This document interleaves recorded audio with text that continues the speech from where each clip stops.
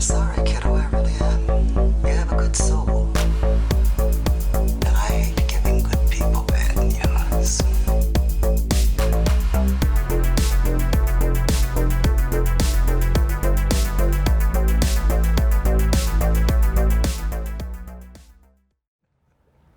He's Tony, I'm Mike.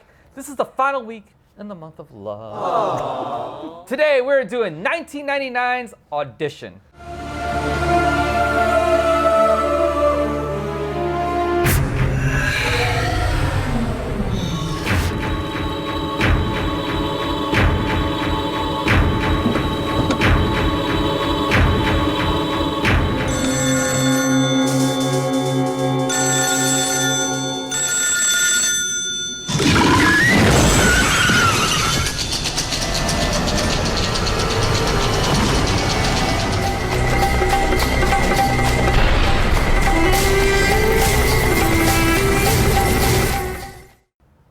If you're not a fan of Asian films, do not start here. But if you are a fan of Asian cinema, Takashi Miike is an absolute genius. He also did First Love, which I'm a big fan of, and he did 13 Assassins, which I think is actually truly one of the great modern samurai films. But we're not here to talk about those. But I got a question for you. Is First Love a love story? It is a love story about two hood rats in Japan's underworld that fall for each other. It's every bit as dark and fucked up as this movie is. All right, we'll have to review that then. All right, so get into dark and fucked up. Yes, yeah. So, you want me to go through the Absolutely, setup? Okay. absolutely. So, we have our man, what the hell's his name? Dad. So, Dad, his wife dies early in the movie. I don't know what from. They don't specify. Okay. I'm assuming it's cancer or something along those lines, but whatever it is, it apparently was a long illness, and then she died because her heart failed. You actually get to see, it opens on her death scene. So, anyway, jump forward probably about 10 years later. 7 years later. So obviously he's gotten older. The son is older now as well. He's probably like in high school, I would guess. Yeah. Somewhere about there. And so Dad is a producer. And so him and his buddy are getting ready to do casting for a movie. And so they take this opportunity. The buddy's like, hey, man, you're getting lonely and stuff like that. You look a little worn out. Let's see if we can't hook you up. We'll use this movie as a chance to audition some girls. And maybe you'll find one that you like, maybe ask her out or something like that after the fact. Yeah. 本当にオーディションすんのかだから任せとけって今まで俺がお前の信頼裏切ったことあったよ So that's what they do. And I mean, really from there, shenanigans ensue. Well, I spent a lifetime looking for you. Single bars and good time lovers were never true. I was looking for love in all the wrong places. Yes. So this is a deeply, like when you're watching this, the first 2/3 of this film are so kind of like, oh, well, this is going to be rom-commy, and like she's going to find out that the audition was a setup and they're going to have a blowout. No, no, not even close. No, there's all sorts of warning signs that the buddy gives peppered throughout this thing, and because he does some investigating and shit. Because she's like, well, I work for this person. No, didn't work for this person. Or there's this agency that I worked for. Record company, yeah. And something like that, but that's bullshit too. No, it's not bullshit. They can't confirm it because the guy disappeared a year and a half before, right. And no one's seen him. ってこな別に疑ったわけじゃないんだけどエースレコードに電話入れてみたんだよ邦楽二課に柴田ってディレクターいなかったでこの柴田って男な1年半前に行方不明になってんだよ So nobody can actually say whether she actually, was his client as an agent or not. But yeah. but every place that she says that she's worked for or has some type of contact with, somebody in that company or whatever has died. Or disappeared. And the thing is, okay, so they're doing the audition, and you know, she tells you that she's a former ballerina. She has this whole letter that she wrote. So they introduce her that she had a hip injury and she had to quit dancing, and when she had to quit dancing, it was the death of her dream, and that she was, you know, looking for a new way to find happiness, so she's trying acting. And the irony of the whole thing is that there's this whole thing where, you know, the husband, dad, is, you know, dispirited, I believe is the word that they use. And you know, he doesn't feel he's meant to be happy. And so they actively are going out of their way to find unhappy women that are not satisfied with their lives, because if they're happy, they're not going to want anything to do with these guys. 俺はこれのヒロインと結婚するのか。いやいや、主演女優になれるようなんだよ、ヒロインで。そういう女は不幸じゃないからだよ。表現せざるを得ない女っていうのは。Which is strangely honest. But like, this movie has so many dark turns, and it starts off and it's so subtle and it builds so masterfully, and then when it finally lets loose, I love the way that when they actually start dating, and she actually is like, oh, you know, I'm kind of, you know, attracted to you, I'm kind of interested in you. And rather than them like doing it all over the course of one date, it's filmed as one continuous conversation, but the restaurants and the locations that they're at change to show that this is a different date, this is a different date, this is a different date. If you're not paying attention, you'll miss it, because she's wearing a white dress in almost all of them, and he's wearing a black business suit. And so their wardrobe doesn't change all that much. But if you pay attention to the backgrounds, you'll notice that in one scene, it's all glass and the traffic's going by, and then it's red walls and then, you know, big piano in the background. The reason I caught it was because people in the background kept moving. I was like, wait, there was people at that table a second ago. Yeah. And then I realized, oh, okay, this is all different. It's a super creative way to get through that getting to know you thing without, you know, having to have him pick her up and drop her off, you know, every 5 minutes, or a montage, which would have been an insult to the craft of this film. One thing I like, one detail I really enjoy, is after their first date, the buddy's like, hey, you know, I know I really got into this chick and stuff, but she's kind of weird, you know, and maybe kind of hold off before you start calling her. 青山、一つだけ約束してくれよ。しばらくお前から電話すんな。 And they show that progression. Like, it's really gnawing at this dude. Like, dad really wants to call this girl in a bad way. But then they show the girl, and she's sitting just a few feet away from the phone. Not sitting, but like kneeling with her head down, just waiting for that phone to ring. And they go back to it and back to it. So, like, the way it's implied and the way I took it is that she's sitting there, kneeling there by that phone for days on end, waiting for that fucking phone to ring. And it's so fucking creepy.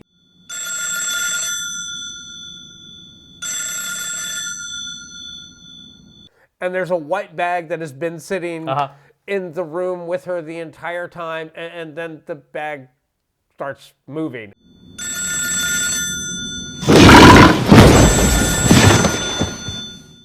And they don't, no explanation given. It's not revealed what's in the bag. Not until much later. Yes. And the payoff for that is so spectacularly good. But then they go on a date. They decide they're going to do a getaway weekend sort of thing. They go to this lovely resort and blah, blah, blah. And they're going to, she basically, you know, he proposes marriage to her. And she says that she needs to think about it, but then she strips. You don't see anything. There's no nudity. There's no nudity in this film. There's a snapshot. A smidge. There's a snapshot of one of the girls that they're interviewing, auditioning early in the film, I think, but not really. There's not much nudity in this thing. But when she reveals, she reveals that her mother and father divorced, and when they divorced, she went and lived with her uncle, and her uncle abused her, and then her mother remarried, and when she finally got to move back in with her mother, her stepfather hated her and was abusive to her as well. Was the uncle the piano player, or was that the stepfather? We had that conversation on the way here. I was asking Jordan, and I'm pretty sure that was the uncle. 私のことをひどく嫌ったんです。その男の人は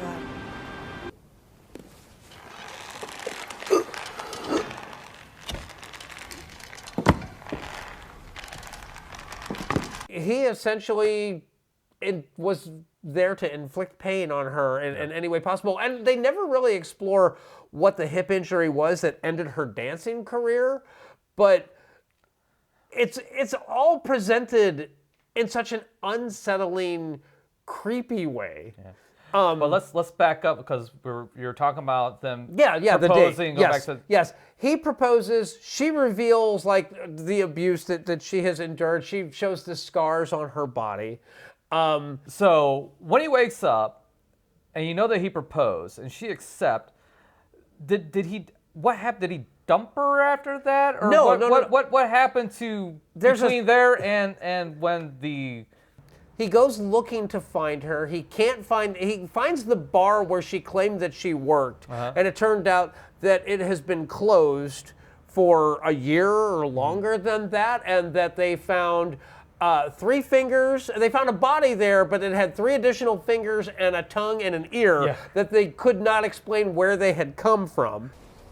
ママさんが殺されてね、大変でした。男関係って噂ですよね。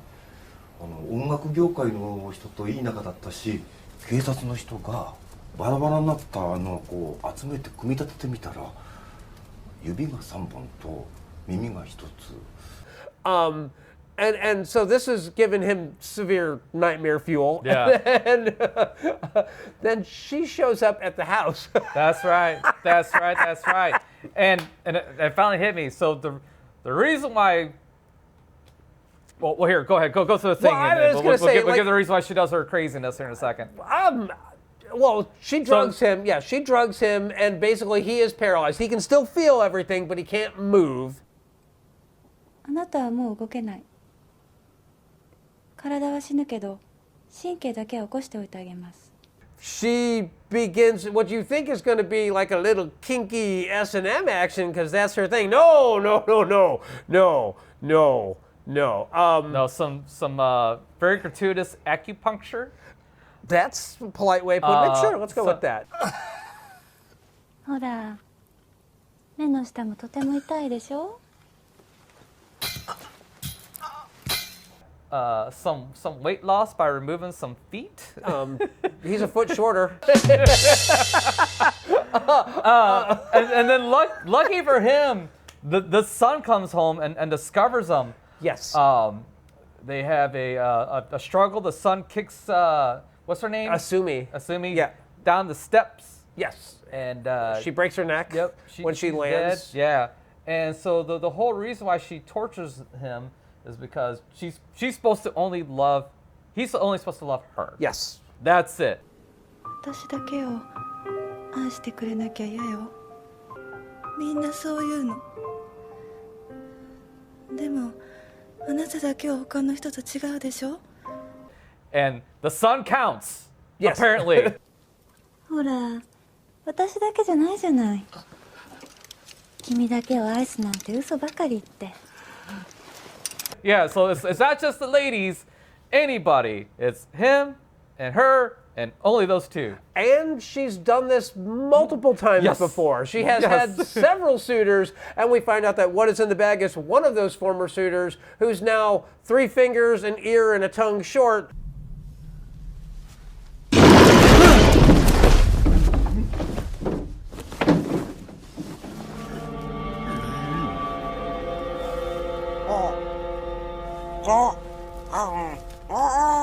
And really enjoys oatmeal, milk, whatever that was. Here's the messed up thing. Is she eating that food and regurgitating it? I don't think so. It's served in a dog bowl, and I think she's treating him like a cat. I could have swore I heard her gag. You may be right. I don't know. B? Do you remember the scene? I mean, I kind of interpreted it as puke, so. Yeah. It's possible. Yeah. I was just gonna say. I'll throw the clip up here, and you be the judge. Either way, that's fucked up. Yes. Takashi Miike is an absolute expert at haunting you. It's the kind of thing in cinema that you're never going to see anybody be able to do it. They're never going to be able to get under your skin the way that he does. He did the same thing in 13 Assassins. There's a plot line in that leads to all of this, and it involves this lord that has just gone insane and has decided to start tormenting anybody that is lesser than him, servants, samurai, you name it. There's some very disturbing stuff. This is not for the squeamish. If you can't deal with violence, then this is not your jam. This is move on, find something else. But it's a recommend. For me, it's an absolute recommend. It's a buy all day long. It's a buy. Yeah. It is absolutely.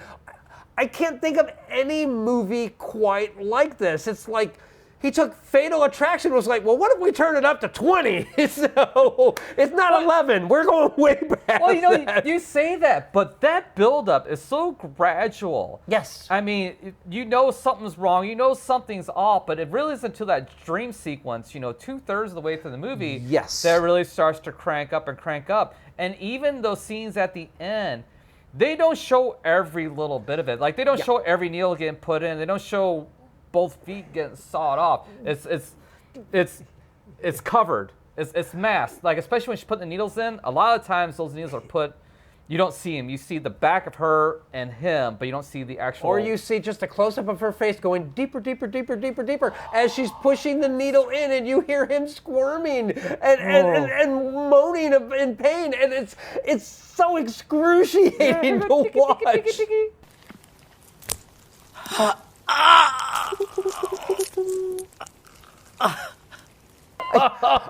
Yes,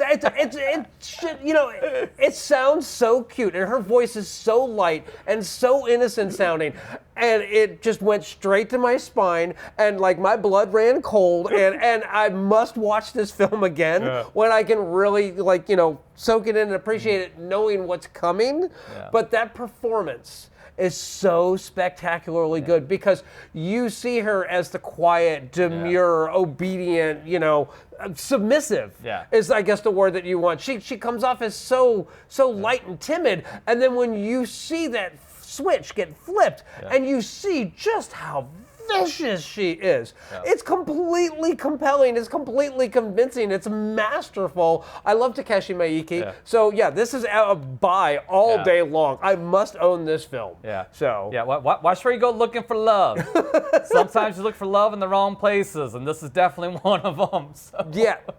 No, I adored everything about this. So I don't want to give too much more away. I want people to watch this. So. We gave everything away anyway, so it doesn't matter. I mean, really, at this point, I think we said everything. I've got nothing else. So I don't either. We will catch you next time